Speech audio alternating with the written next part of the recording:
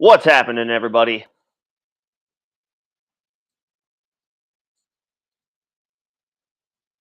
Welcome to Facemask Fantasy. Uh, Back from week-long hiatus. Uh, that wasn't my initial plan, but it just kind of played out that way. That I sort of had I had a bye week for myself last week, undergoing some rebranding on the channel. We've kind of kept things mostly similar for the past couple of years, so switching things up a little bit. So you'll see the fruits of that in the next video, which I'm uh, hoping to have out tomorrow. And so as a result, just kind of the bit of a bye week for the channel last week, but we're back just as mandatory mini camps are kicking off. And I wanted to make sure I snuck in an extra live stream this week, since I missed last week, which kind of worked out. We're officially in that dead zone of the NFL season as far as news. Last week was, for the most part, uneventful. Although there are some developing stories happening now as players are reporting to a mandatory mini camps kind of segment of the off season before next month, of course, when training camp kicks off. We are, I guess, about 6 weeks away from that. So it's closer than you think it is. It's closer than what a lot of people probably realize.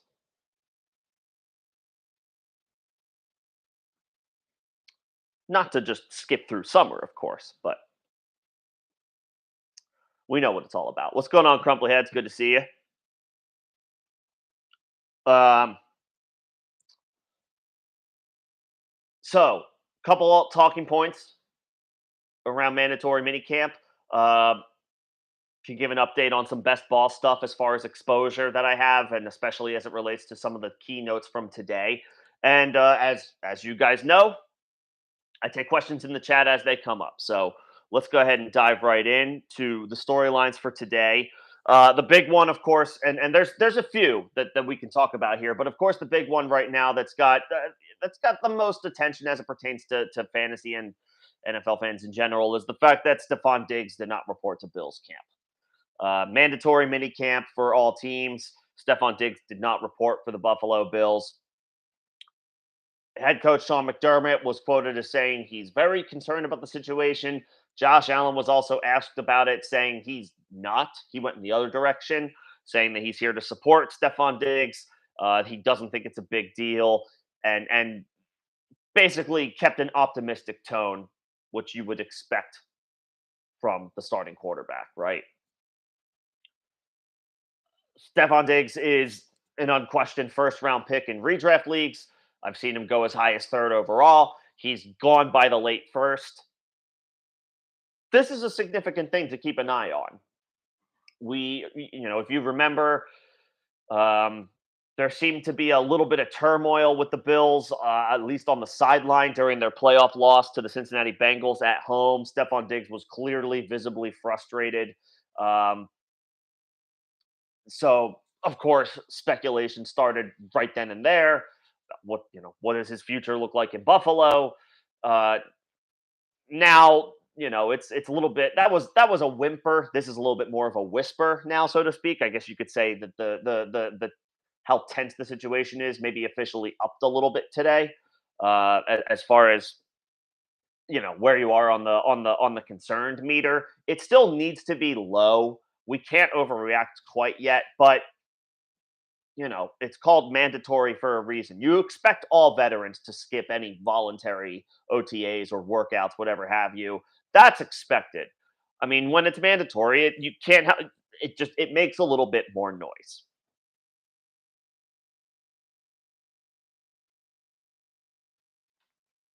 So Diggs doesn't report again. ADP is a late first rounder, and obviously, if you have him in dynasty leagues, you're likely a contender.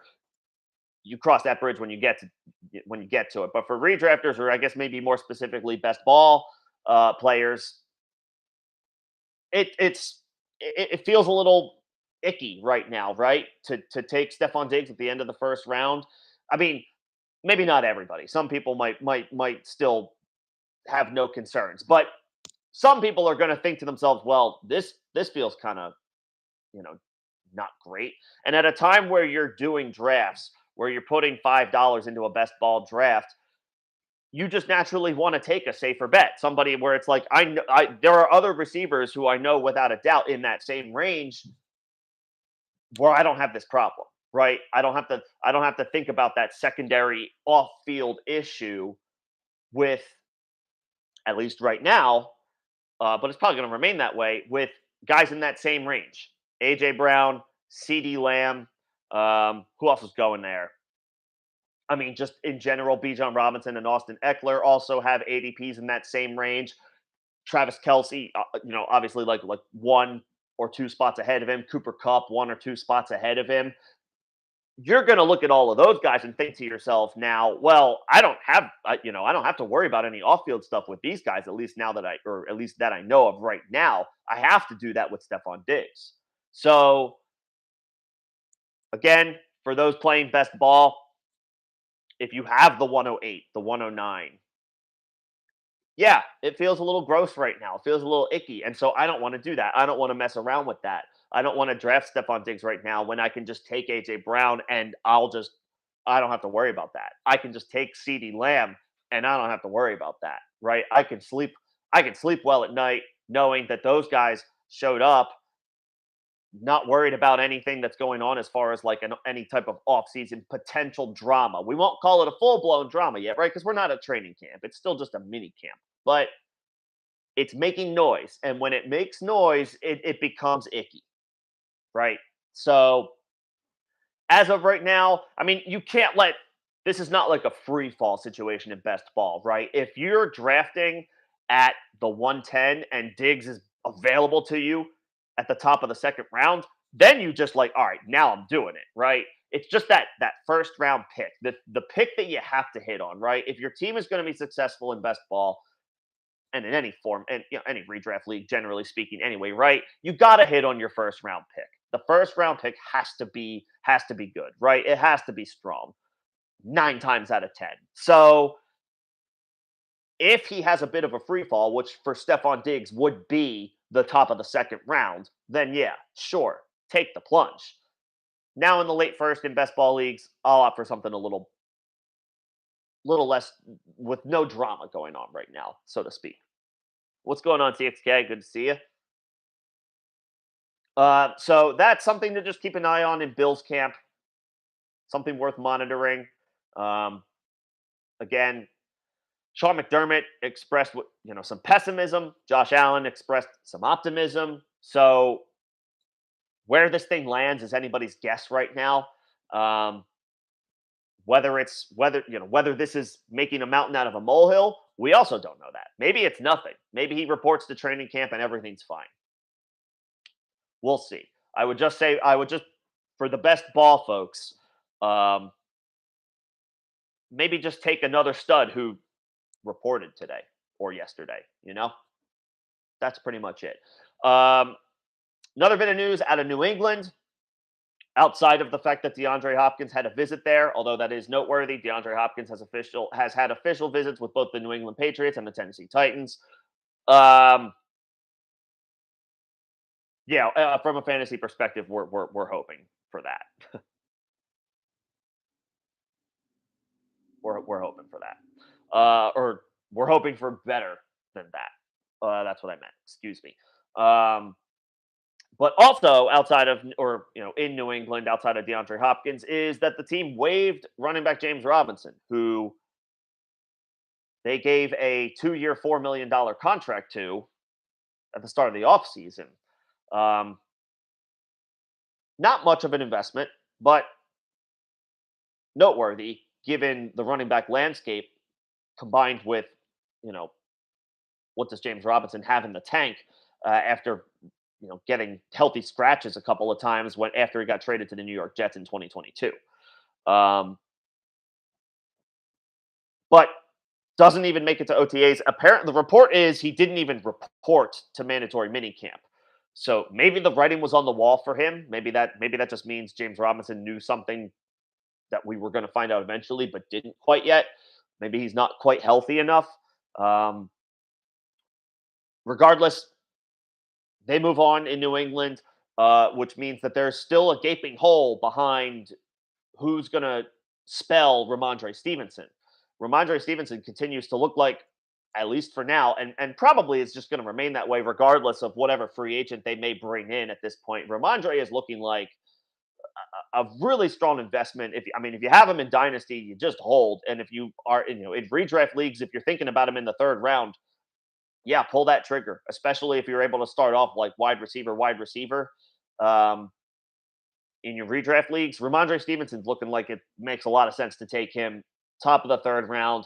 I would expect as training camps gets closer, if we continue to go weeks and weeks and the Patriots don't bring somebody else in, like a Leonard Fournette, like a Kareem Hunt, Darrell Henderson, right? Some of the guys that are all still out there, his ADP will creep up into you know, the second round, back half of the second round of 12-team leagues.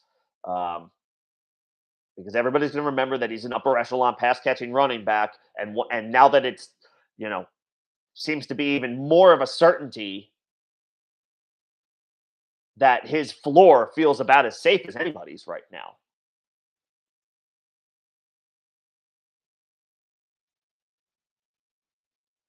So as for James Robinson and the backup role that he could have potentially held, now that goes to some combination of, I guess, Ty Montgomery, who is second on the depth chart, at least according to Sleeper, and I believe ESPN. I'll have to double check that, but it goes between Ty Montgomery, Pierre Strong, and Kevin Harris are the current trio backing up Ramondre Stevenson, who will, I guess, split opportunities to spell him. Montgomery, you guys know at this point, has been a converted receiver for years now. I mean, he's been a running back. He's kind of like made the full transition to just running back, but converted wide receiver. So in theory, he spells Ramondre a little bit on third down, pass catching, pass blocking opportunities potentially. Pierre Strong, Kevin Harris, maybe they take the spell opportunities on first and second down, and it's probably going to be some combination of the three. There's two sides to this coin. The one side is that the Belichick backfield has been predictably unpredictable, dating back as long as Tom Brady's tenure in New England. It's been difficult to predict the Patriots backfield for years. So just take the cheapest one, and you're likely to get the best bang for your buck. There's that side of the coin. The other side of this coin is there used to be a clear pecking order in New England, at least as far as who was first up, who was second up, who was third up.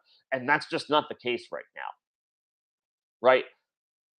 Ramondre is the do everything back. Behind him are a bunch of guys that we know their role, but they're only going to get minimal opportunities as long as Ramondre's is healthy and playing, is active on game day.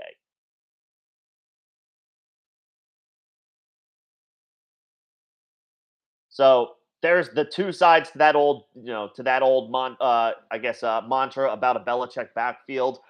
I'm not sure that applies. I'm not sitting here just because they waived James Robinson. Target Ty Montgomery late. Target Kevin Harris late.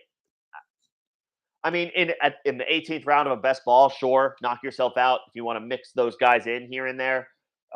Just because somebody's got to get backup opportunities at some point, spell opportunities at some point where Ramondre gets a break, gets a breather.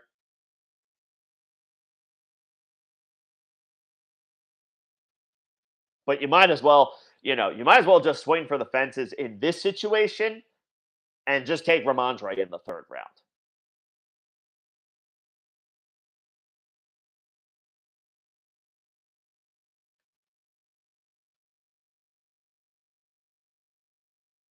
I think it's clear far and away their top option, probably their best weapon overall. All they did was they added Juju Smith-Schuster, they added Mike Gesicki. I mean, Gesicki adds some verticality to the passing offense from the tight end position, but I mean, let's call a spade here. Ramondre is that offense's best overall piece. just take him in the third round. Don't worry about the flyer that you could potentially take a shot on, a dart throw on who's going to play behind him. You know.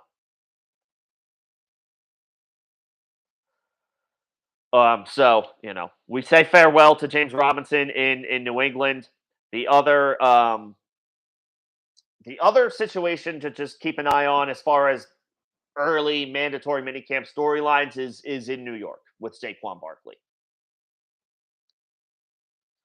Again, this is it's a whisper. It's a little bit more than a whimper. It's not quite more than that as far as noise goes just yet. But Saquon yet signed has not yet signed the franchise tag. Has voiced some pessimism about getting a new deal done with the team.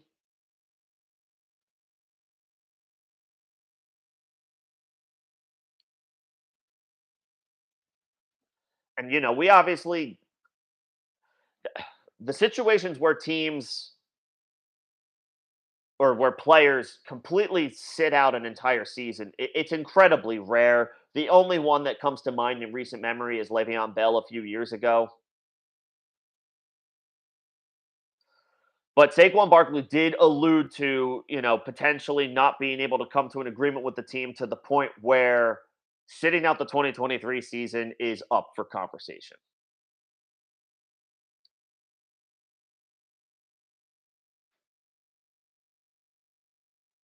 He alluded to that again, not confirming anything, not denying anything. He just alluded to that potentially being up for debate or up for conversation.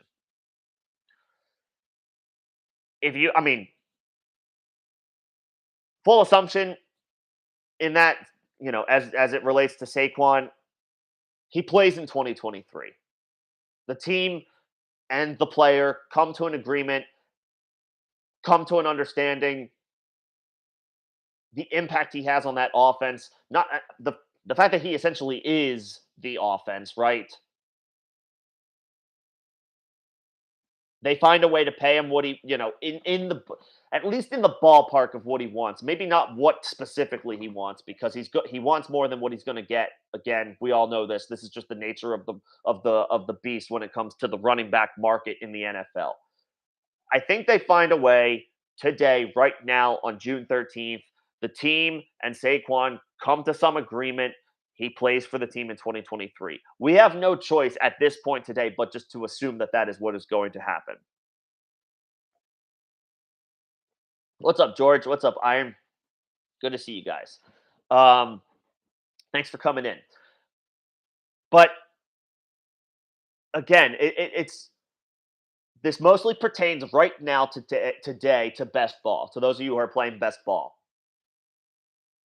Saquon is kind of in. It's in. Stephon Diggs has kind of joined the Saquon Barkley boat. You're still drafting them, but you're looking at the guys around them, the names around their names, and you're thinking to yourself, "I'm just going to take studs are studs, right? Studs are team carriers for a reason. The way you start to differentiate between studs, or as far as ranking studs, is you have to get into the nitty gritty, right? There's no need to sit here and debate who's better between Justin Jefferson and Jamar Chase and Tyreek Hill and Stephon Diggs and Cooper Cup and AJ Brown and CD Lamb. Yeah, we kind of all have our thought process as far as where we would rank those guys, but the margins from a talent perspective and an expectation perspective are razor thin. So how do you start to differentiate from these guys? You pick at the nitty gritty. When a player is disgruntled, whether it's a star, whether it's a good player, whatever, when a player is disgruntled, this is how you separate and determine, okay, who am I going to spend my first round pick on? Who am I going to use my second round pick on? You're naturally going to opt for the guys where it's like, we don't have this going on. We don't have off field issues going on, at least that we know of yet, right? Um, nobody's got a crystal ball to be able to determine and look down the line what could ever happen with any one NFL player, right? Or anybody in general, I guess, really. But crazy, crazy stuff happens as far as the development of NFL storylines, right? That's just the nature of the beast. But what you can control is what you know right now. And right now, Stephon Diggs is disgruntled and Saquon Barkley is disgruntled. So if you're playing best ball and you have a late first round, you're near the 1-2 turn, right? Late first, early second round pick. Yeah, you should probably just pass on those players.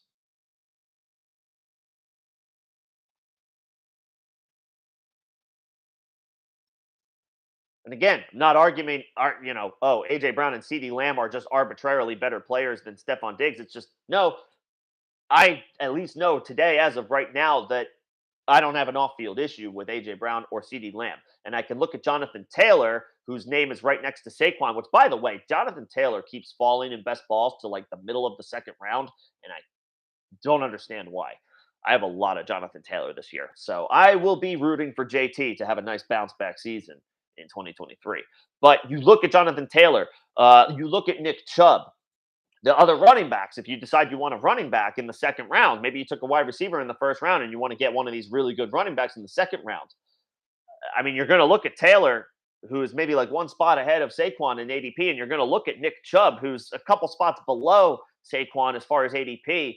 Um, and you're going to think to yourself, I don't have an off field situation to worry about with these guys. In fact, it's kind of the with Jonathan Taylor. Let me hammer home why I'm all in on JT this year, especially at what feels like a reduced cost, because he started the season as a with an ADP of a late first round pick. Taylor did. Um, Now his ADP is like 16 or 17, and I've gotten him at the and I've gotten Jonathan Taylor as late as pick like 20 in a 12 team best ball. That's wild to me. Jonathan Taylor, I believe, is in a contract year.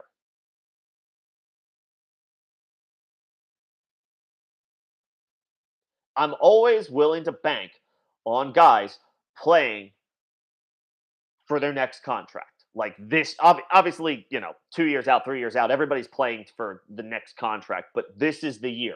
This is the year where Taylor can get a new contract, can get what is probably going to be the biggest payday he sees in his NFL career, for better or worse. Um, He's playing for that this year. And drafters in best ball are currently letting him fall to an ADP. I think it's beyond 16 at this point. And I have regularly gotten him around pick 17, 18, and as late as pick 20.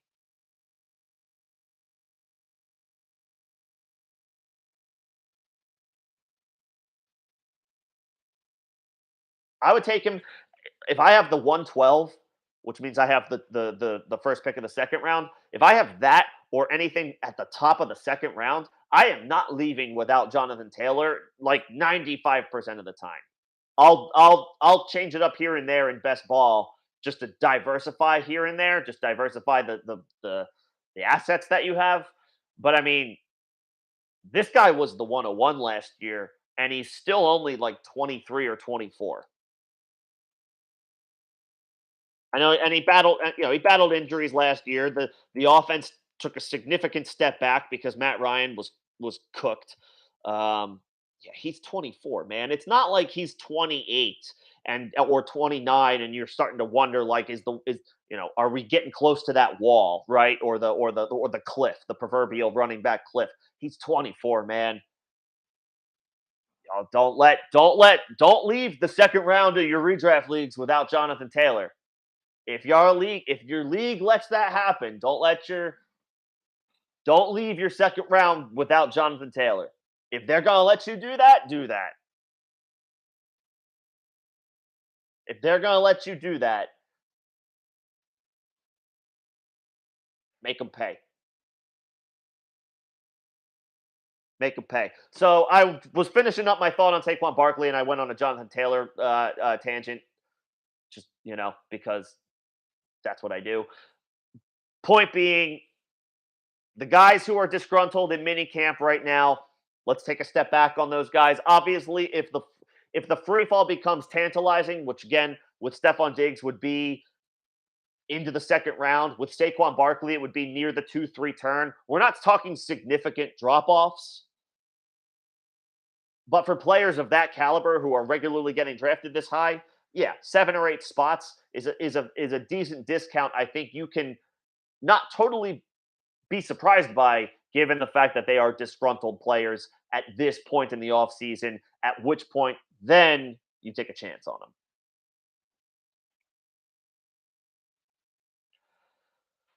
So those are the news and notes. The bigger storylines through mandatory mini camps that we've got with teams reporting for a small little segment with their team before training camp in June. George got a question about Jalen Waddle. Yeah, Waddle's got an ADP right now, I think of around like 16. Let me double check that. And so yeah, that essentially means you're probably drafting him. You're drafting him as your wide receiver one, um, or to be a high end producing wide receiver two. If you go wide receiver, yeah, Jalen Waddle's ADP is 16 on the nose in underdog fantasy, right one spot behind Amon-Ra St. Brown, one spot ahead of Jonathan Taylor, 2 spots ahead of Saquon Barkley, 3 spots ahead of Nick Chubb. The next guys down the list, 4 or 5 spots, are Chris Olave and Devontae Smith. Yeah, expectations are sky high for Jalen Waddle. The Dolphins' offense was high flying last year, right? 117 targets, 117 targets for Waddle, 75 catches, over 1,300 receiving yards, 8 touchdowns. Scored 220 half PPR fantasy points last year. Standard half PPR, like no bonuses or anything like that. It's incredible, right? I mean, those are wide receiver one numbers. At this point, given what he did in his rookie year, because he finished, I don't think he did he finish as a wide receiver one as a rookie. He had 104 catches, he had 1,000 receiving yards, he had 6 touchdowns. I mean, the volume went down, the efficiency went all the way up. Back to back stellar years for Jalen Waddle. Yes, he plays second fiddle to Tyreek Hill.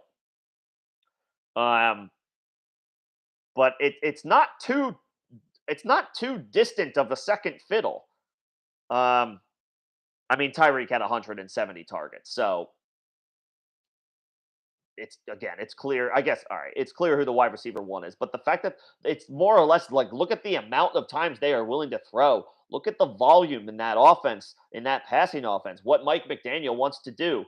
I mean, it became real self-explanatory last year. Mike McDaniel said, "We've got two of the fastest wide receivers in the NFL. Let's throw them the ball in space a million times a game." Of course, there's concern right now um, about Tua. Suffered some scary injuries last year. What's going on, Mike? Good to see you, man. Um, Tua suffered some scary injuries last year. Some the type of injuries you never want to see happen. There's concerns about whether there's legitimate concerns like, should Tua even continue to play football? We don't want we don't want anything we don't want anything bad to happen to any player, but we saw some scary stuff happen to Tua last year. How much longer can you expect Tua to play? But Tua seems to be in good spirits in off-season interviews. Seems to be excited. There doesn't seem to be any indication that he's going to do anything other than play quarterback for the Miami Dolphins.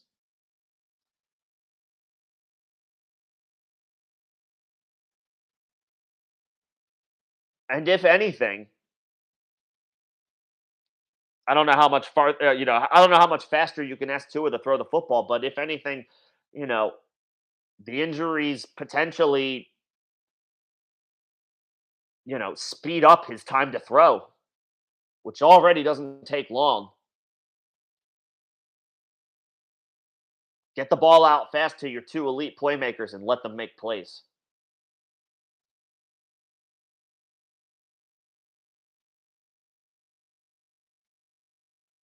This offense wants to throw the ball. This offense wants to throw the ball down the field.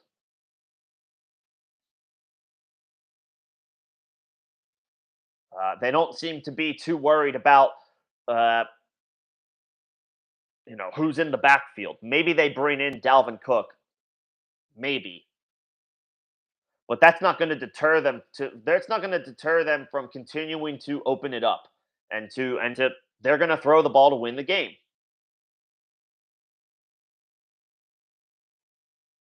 I'm fine with Jalen Waddle at an ADP of 16. All that to say, I'm fine. Yeah, I'm fine with Jalen Waddle with an ADP of 16. Here's a brain teaser for you. I mean, again, in that same wavelength, in that same area, and I guess another note. This predates mandatory minicamp a little bit, but another note is who the hell's going to play quarterback for the Las Vegas Raiders?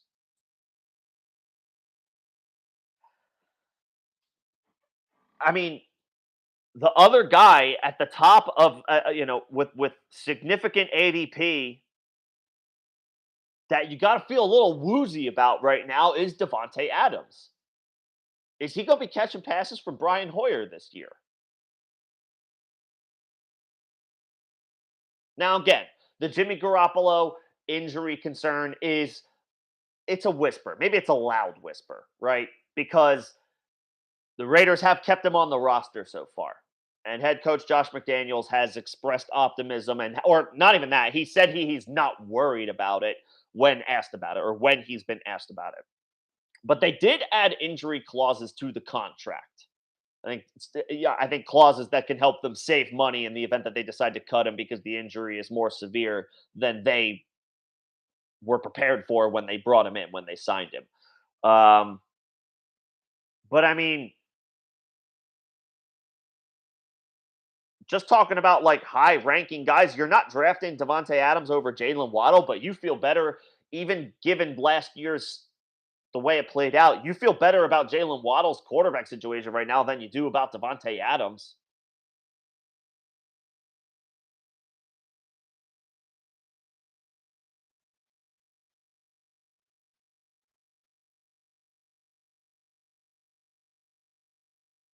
So again, you draft Devonte Adams over Jalen Waddle. But the fact that you're even having that like the fact that it can be presented as something to talk about, I think indicates strongly that Jalen Waddle has perfectly fine wide receiver one upside. He's being drafted as a low end wide receiver one. I think that's fair. I think that's a good spot for him. Um, and he's deserving of that. He's deserving of that ADP. Yes, he should be going in the second round. Maybe not the top half of the second round, but by the middle of the second round in 12-team redraft leagues, yes, you can consider Jalen Waddle there, and that's not too high.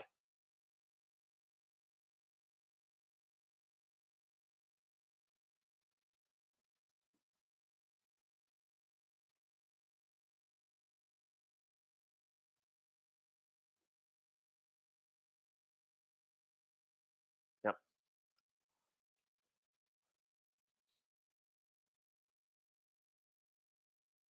Cooper Cup practiced today. Good little piece of news. Justin Jefferson has no plans to skip training camp next month. He's obviously going to Justin Jefferson is going to be looking to get paid. Not that he needs to look very far. He's going to get paid. But no plans to skip camp. See, I mean,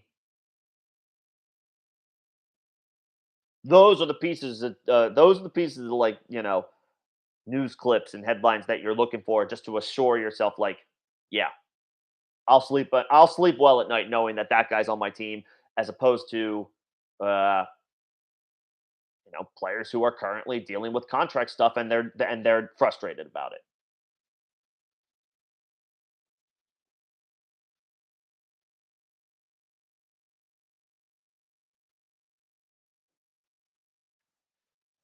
Iron you're I don't do Devi. I know a lot of people like to do developmental stuff. For anybody who's not familiar with Devi, I think it's you're drafting college players essentially. Um, you draft college players and you have them in some sort of a pipeline that can and they can make their way up to your actual dynasty roster. Um, yeah, I'm not. That is the most extreme of the extreme. I have not gone that far down the rabbit hole, but um, kudos go doing the deep dive.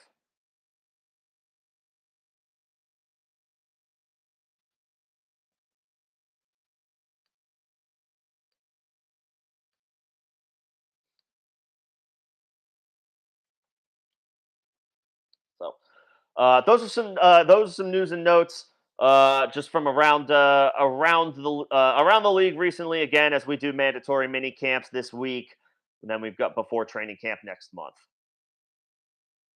It's high school too. Yeah, I wasn't sure if it was high school. That's crazy to me, man. I mean, you have no idea how that nobody, not you specifically, anybody. Like, how are we supposed to know what's going to happen? What's going to come of what's going to become of kids in high school? But I know people do it. I know people love it. I know it's something that people are interested in. That community is on another level. That community is on another level. I respect it, and I consider myself a complete fiend. I mean, I think I'm in about like 17 slow drafts right now, and so I definitely have my niche as far as overdoing it. Not overdoing it, but just going as deep down the rabbit hole as I possibly can. Devi and especially IDP as well, where you factor in high school and college. That is a level that almost feels unattainable.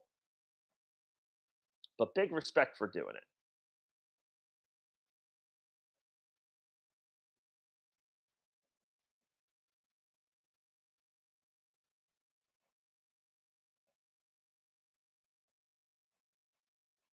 So I spoke a lot about best ball today because that's the practice that most people are playing right now.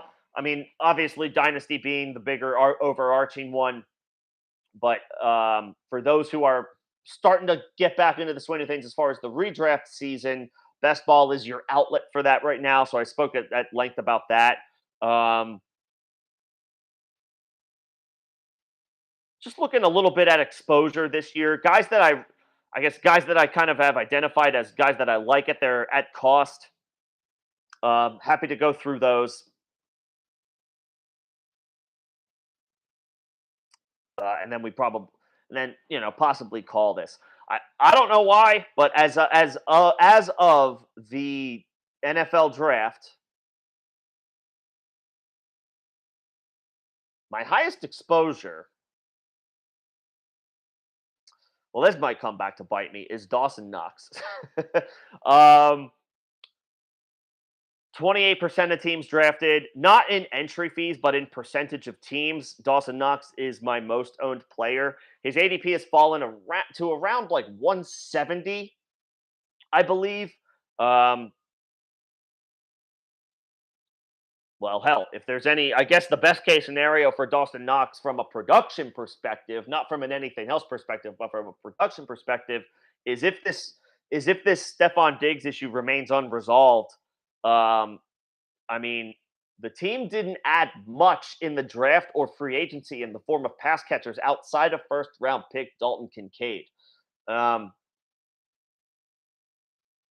Kincaid's going to get plenty of run, but I don't think it's going to come at the expense of Dawson Knox. It could come at the expense, maybe here and there, of um,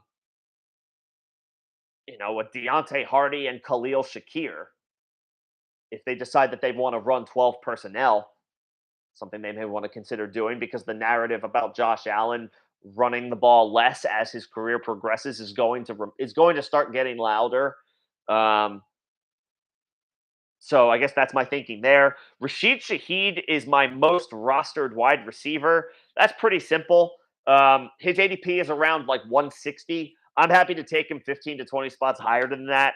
Um, Not feeling super spectacular about Michael Thomas at this stage in his career. And there's better quarterback play in New Orleans this year with Derek Carr landing with the Saints. Chris Olave is going to be big time and a great investment as a back half second round pick in your redraft leagues. Rashid Shaheed, I think, is spectacular wide receiver depth and really good upside to start for a solid portion of the year.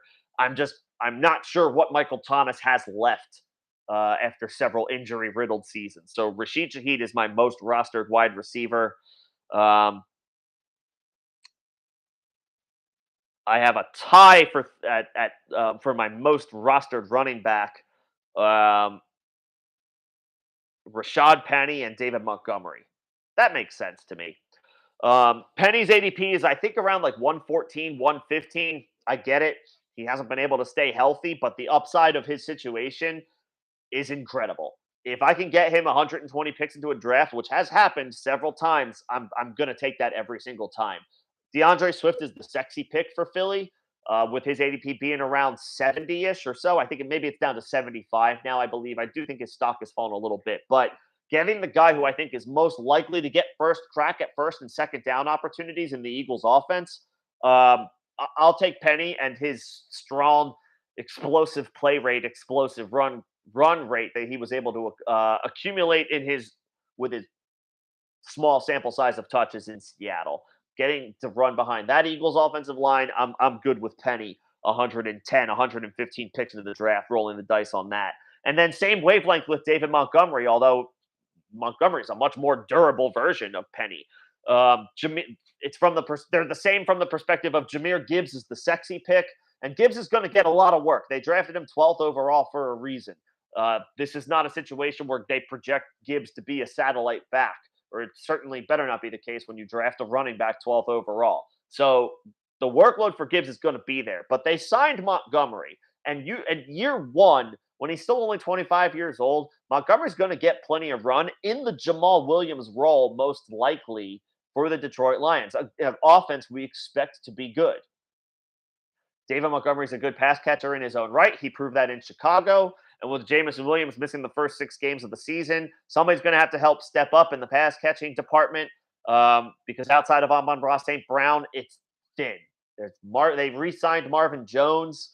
Uh, who else do they have up there? Obviously, they'll utilize Gibbs, and they drafted Sam Laporta. Who's the other wide receiver that Detroit has?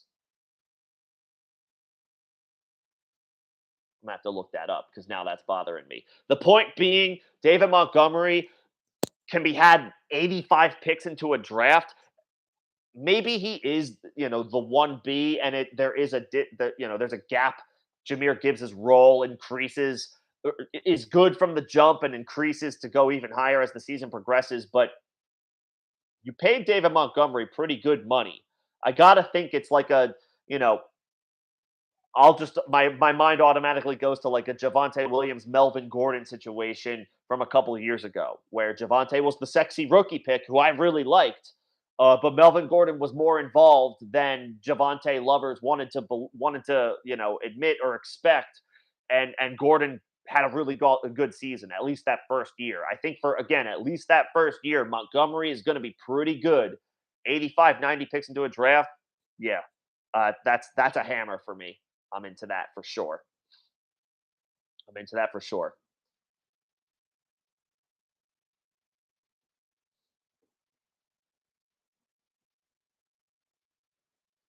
Yeah, high school is easy. Iron, you're discounting. Yes, high school is easy. I got to go do that research. I guess I could go pull a list, right? Google can help me there, but man, I can't imagine charting out like, well, in 6 years, this high school sophomore might be my starting tight end. I like it though. That's the 4D level chess. You know. CXK, you're thinking about trading two 2024 firsts for AJ Brown. I mean, that's going to be the going rate for the next 3 years, right? That's the rest of his contract with the Eagles, I think. I believe so. He got a 4-year extension when they traded for him last year. Um, did they? I don't. Did that or does that kick in? Does that kick in this year? Yeah. Okay. It kicks in this year. Um, I'm giving you this information just for the perspective of how long it's going to be worth it to have AJ Brown rostered. Now, here's the thing. Here's the interesting thing about AJ Brown, CXK. Something that you might want to just continue. And thank you, Johnny. Yeah, Marvin Jones is in Detroit. I got that. Who else is in? Now I gotta go look up. I'm getting to the question about AJ Brown because this is a little bit more nuanced than maybe just assuming it is on the surface. Uh, Josh Reynolds is on the team. Tom Kennedy is on the team. Yeah. Draft David Montgomery. Draft David Montgomery. AJ Brown. His contract. His 4-year contract kicks in this year. Um, Base salary of $1 million. He's getting a signing bonus of about 4.7 mil.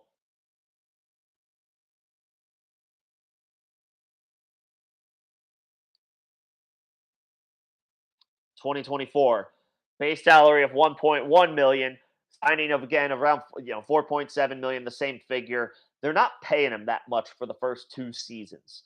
After that, his base salary goes up to 15 million in 2025 and 30 million in 2029. I'm sure Howie will figure out some restructure in a couple of years. There is a potential out though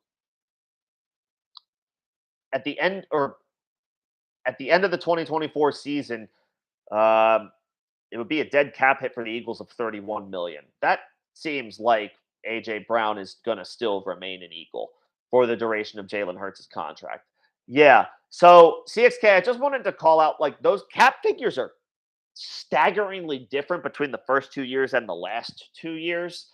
Um, but AJ Brown's dead cap hit is high for the next 4 seasons.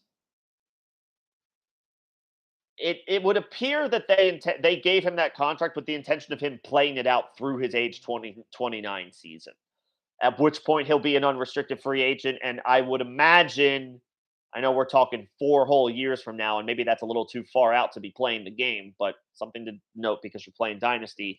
I would not expect at that point that the Eagles bring him back on anything other than a severely reduced contract, then he's probably going to want at that point. And I know, again, it's impossible to play that game of crystal ball looking 4 years down the line. Um, so, basically, all this to say, the chances that you're getting at least 3 years of high end play from AJ Brown are good. Potentially 4 years.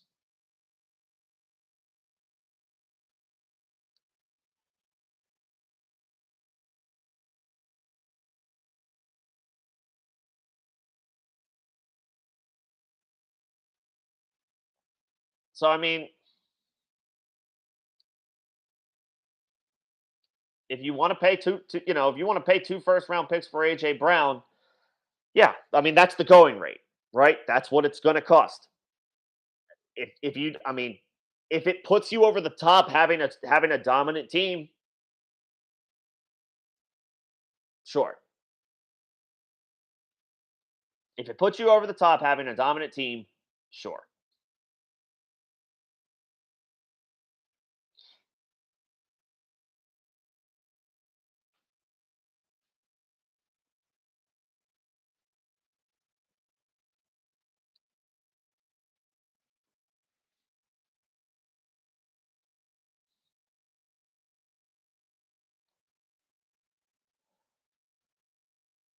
Plus, plus of course he's attached to Jalen Hurts for the rest of his prime. It's a pretty good spot to be in, as long as no contract dispute issues come up in the future. Which he's getting a lot of money a couple years from now, so can't imagine that actually comes to fruition. Greg Palmer, what's up, Greg? Matt Landers signed with the Seahawks, right? Undrafted free agent. Is he still with Seattle? Just want to make sure I have this correct. I think he's still with Seattle.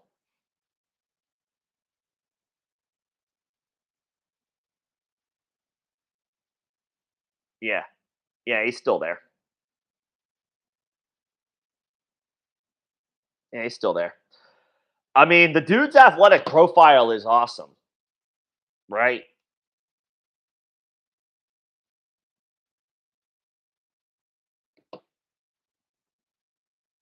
And he's got a chance to be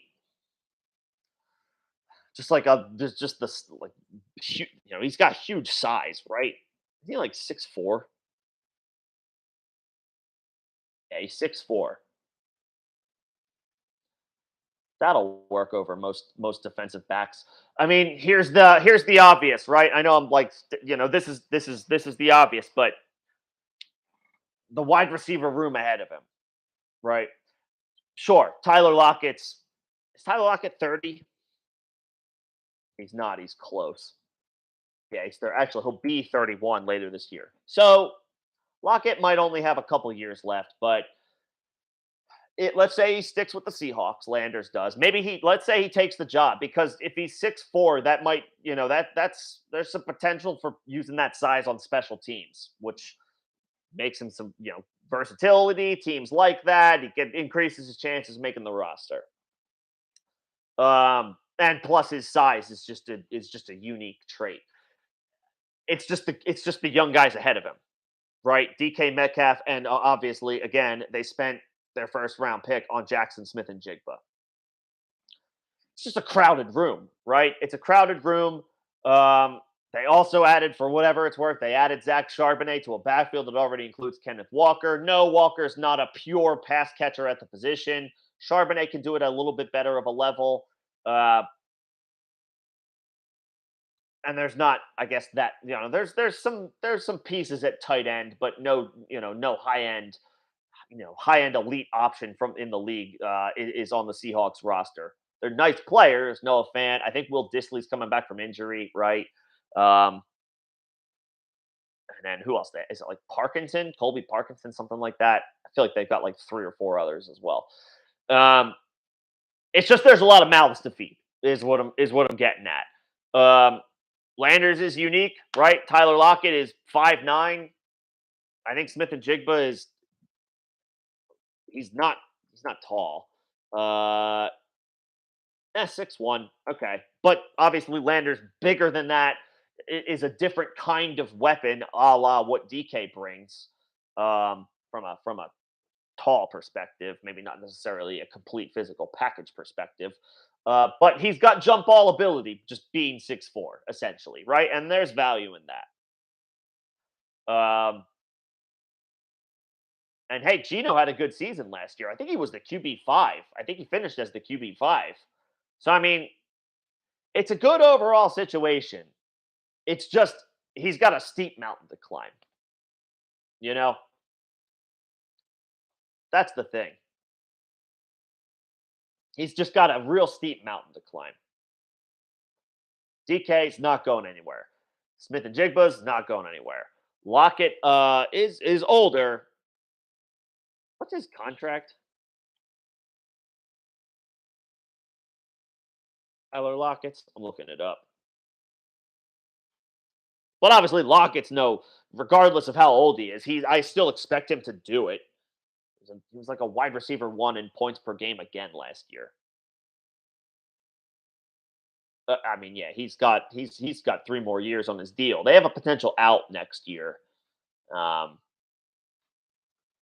but that's a cap hit of almost 20 million. That's something really bad would have to happen. Obviously, not what we're hoping for, but I don't think that's you can't bank on that. Basically, Landers has interesting traits, Greg. Um, it's a crowded wide receiver room. That's all.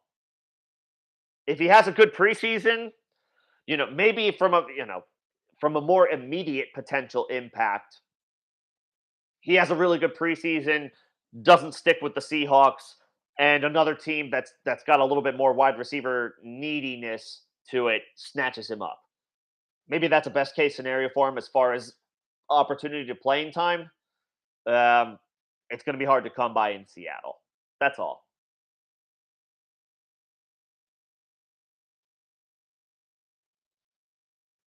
That's all. Crumbly heads. Juju and Brian Robinson for a 25 second and a 26 first.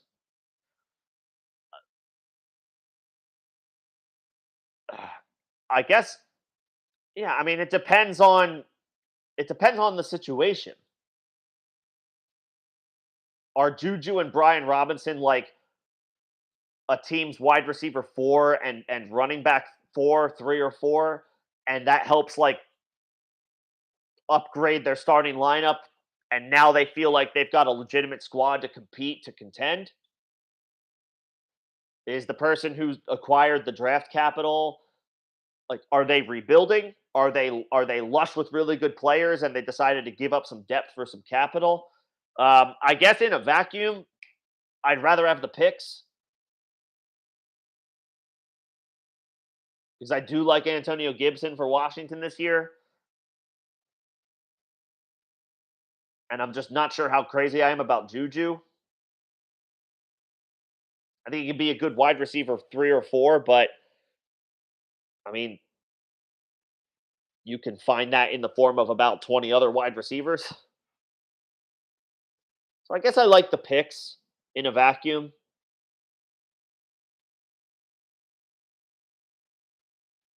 But if that players if the player who if the league mate who acquired the players needed some depth because they feel like they have a good squad, then you figure out those picks in the future when the time comes. You're just worried about competing now. Um, I guess in a vacuum, I would take the picks because that 2026 first is going to, it's going to eventually appreciate.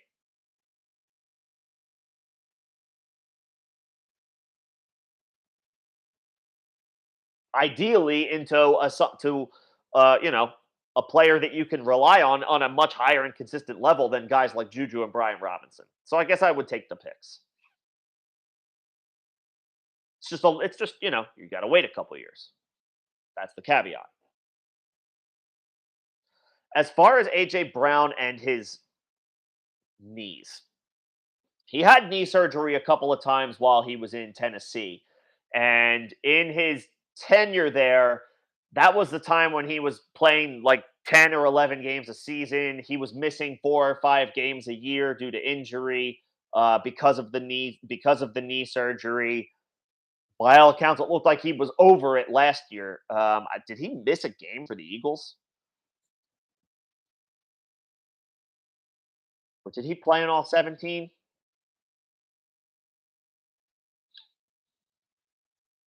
Yeah, he played in all 17. He played in 16 as a rookie. He didn't get more involved until the season progressed. Played in 16 as a rookie. Played in 14 as a second year player and 13 as a third year player. So he missed 2 games his second year. He missed 4 games his third year. Didn't miss a game this past year. So I mean, honestly, maybe the concern is a little overblown. Now, a couple of those games were games he like over the course of 2020 and 2021. There were a couple of those games where it's official he played, but those are the games he got hurt in, so he didn't really do a whole lot. Um, so you can still say, yeah, he missed. There were over the course of his tenure while in Tennessee, he missed 4 games a season. He might have suited up for one, but that's the game that he left due to the injury. Um, I think the knee concerns at this point, not something to totally worry about. Do you expect a player to play 17 games every single season? No. No. Those are gonna honestly, those are gonna be outlier years for any player. Running backs for sure, but wide receivers too. We expect players at this point to miss a game here and there, to miss games. No, you can't. Nobody can sit here and predict that a player plays all 17 games, except for maybe quarterbacks, maybe. Um, so does he play 17 games again? I'm going to go ahead and say no. He might have to miss a game here or there because of something he picks up. That's just football. So the injury concerns are just like any player. Um,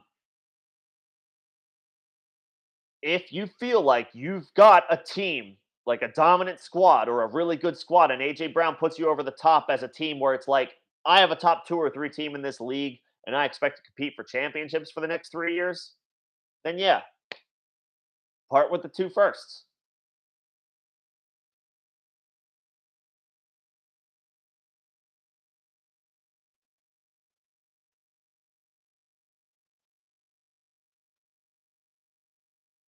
It makes you, and like, yes, that is a significant investment. I understand. That's a lot of resources to put into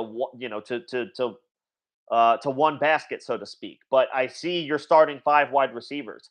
You are making yourself as bulletproof as possible, as fail safe as possible.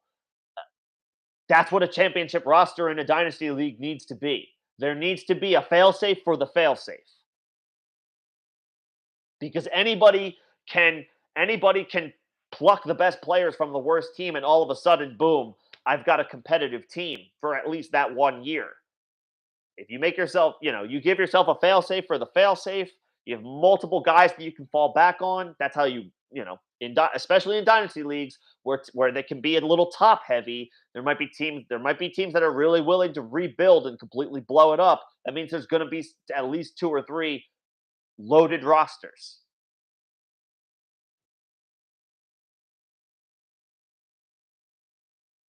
So sure,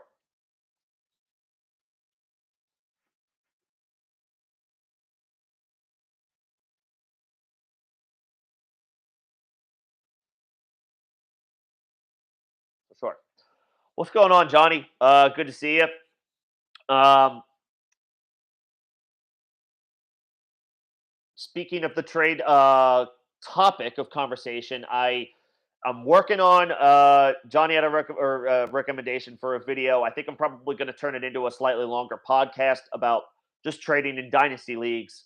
Um, I think specifically the angle is like maybe where there are leagues that don't trade as much. So working on a bit of a podcast for that. Appreciate the recommendation. So hoping to have that out this week.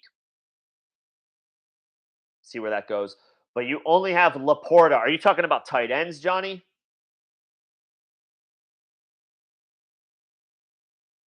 I don't know if you're talking about if you're talking about just tight ends. If you have Laporta, I mean players to trade for at the tight end position.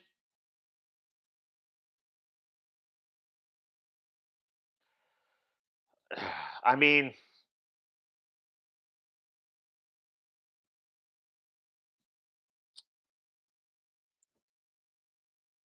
the guy. I mean off the top of my head, I mean you're not gonna. It's like Travis Kelsey's going to cost the moon. Mark Andrews is going to cost the moon. T.J. Hawkinson is going to cost you a ton of assets. Kyle Pitts is going to cost you a ton of assets. Um, Darren Waller is going to cost you not that much, but I don't know how good I feel about making that suggestion. Um,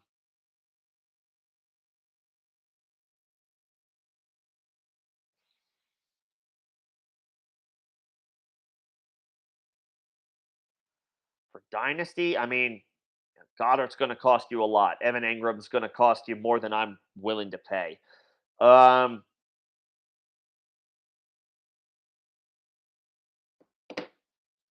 I mean, guys that might not cost you that much, who I like. Could be like a Cole Kmet. His value might be down because the team traded for DJ Moore, and people are going to think of Chicago as a low volume passing offense, but they added DJ Moore. They still have Darnell Mooney. Cole Kmet finished, I think, with 7 touchdowns last year. He got off to a horrific start and had a really strong bounce back in the second half of the season when things finally started to click for the Bears. I mean, could you take a shot on Cole Kmet? All right. Well, he's not the next Kelsey. So if the guy's going to overvalue him, then so be it. I mean,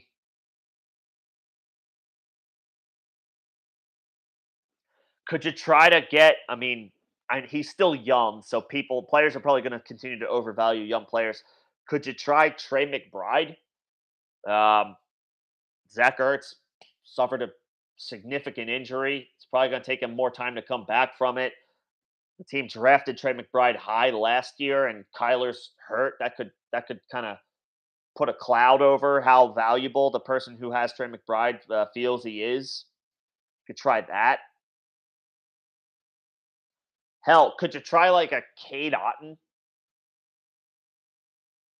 I know it's Baker Mayfield.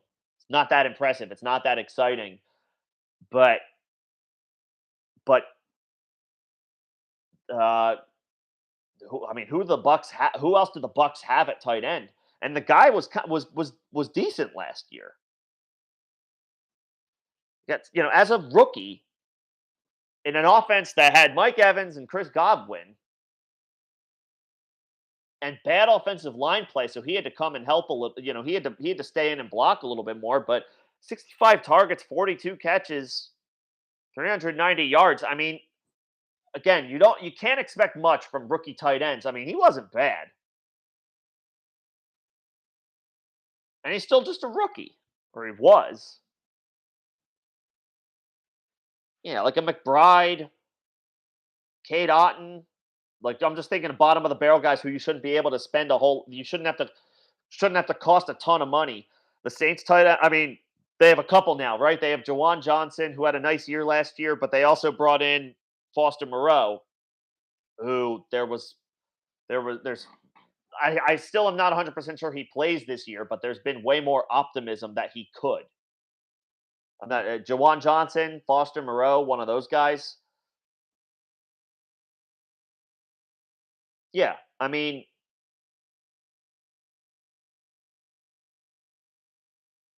worth a flyer, but that could be like that could be difficult to predict week to week because they have each other plus Taysom Hill. You know, Taysom Hill is there. Jawan Johnson looks like a big time playmaker, or showed flashes as a playmaker. Foster Moreau has showed flashes with the Raiders when he got the opportunity when Darren Waller missed games. Foster Moreau stepped up, played well in those situations. So they could cannibalize each other. That's the only thing. I'm looking for guys flying under the radar who have the job to themselves.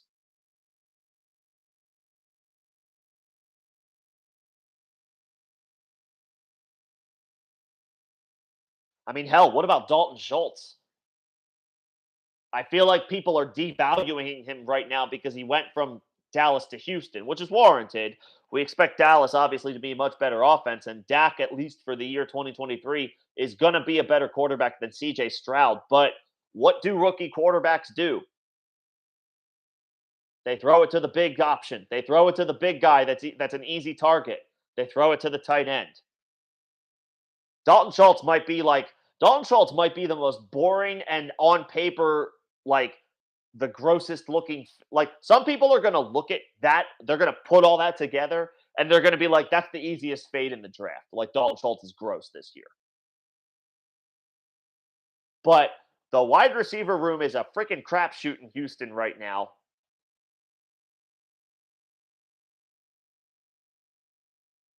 Schultz is a veteran. rookie quarterbacks lean on their big targets, their tight ends, right? Try for him. So yeah, like a Trey McBride might not cost that much. Dalton Schultz might cost a little bit more because of the name, but honestly, probably a reduced cost right now because of everything else. And yeah, I don't know, throw a fourth round pick, maybe a couple fourths for Cade Otton, and see if you can pry him away. Those are some options. I like Laporta for what it's worth. I do like Laporta. I'm optimistic. I mean that opportunity is wide open, and they may try to fast track him a little bit with Jamison Williams being out for the first 6 games of the season. The Lions might try to fast track Laporta a little bit.